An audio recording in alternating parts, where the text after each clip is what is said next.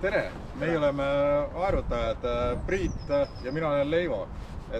Täna räägime sellest, et millise peaks olema õige riietus, millega oleks kohane käia kajakiga sõitmas vee peal. Mis on sinu eelistus, Priit? Minu lemmik on ikkagi Calypso. Ma olen viimased aastad ainult Calypsoga sõitnud. Võib-olla 2,5 millimeetrine Calypso, aga mul ei ole sellega külm olnud. Ma olen läinud sattunud õnnetusse keset merd ja ujunud sellega 2-kraadises vees tund aega. Lisaks on alati mul vest. Vestis on mul telefon, nuppudega telefon, Nokia. Mul ei ole isegi siin kaarti sees, aga ma saan sellega helistada 112. Väga hea point selles suhtes, et võtate oma vana sahtlisse jäänud nuppudega telefoni, ei peagi sinna SIM-kaarti sisse panema, aga 112 saate ikkagi valida ja helistada. Alati kasutama ka peaaegu et suvel neopreenkindad ja näpud ei külmeta mitte kunagi.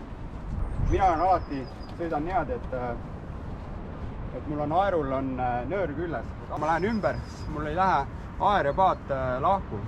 Ja ma saan näiteks siit tõmmata ennast paadi juurde ja minna paati tagasi. Olenevalt riietusest, mis teil on, hakkab teil alajahtumine.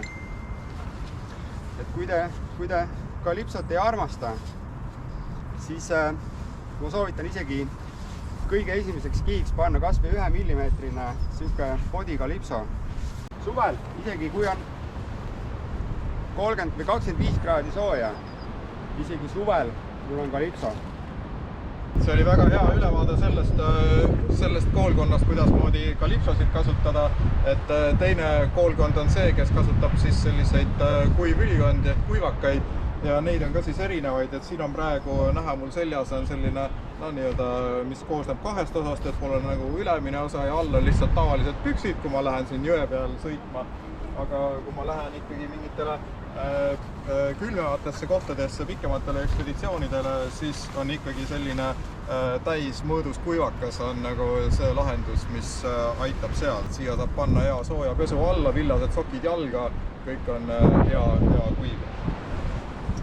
Ja kinnaste osas jälle natuke teistsugune koolkond kui Priit selgitas, et mina kasutan aeru ümber muffe, eks need on neopreenmuffid ja siia ma panen siis palle käe sisse ja saan siin kenasti siin muffi sees aerust kinni hoida. Nii et sellised erinevad lähenemised, aga kõik need on eelkõige selleks, et meid ennast soojas hoida ja kaitsta meid just külmumise vastu. Minna grupiga merele, kus on ka inimesed, kellel on nagu päästeoskused, siis mitmekesi teineteist toetades saab ikkagi paati sisse ja kui üksi minna merele, siis võiks läbi harjutada sellise momendi, et kuidasmoodi kasutada aerupatt ja kuidas tekitada kajakile 3-punktine tugi ja selle abil siis paati sisse tagasi minna. Olen seda ise läbi teinud ka lainetega tormisel merel, kus ma olen ümber käinud ja see on täiesti kenasti õnnestunud. Aerutamine on tore, aga ärge minge kampsuniga aerutama.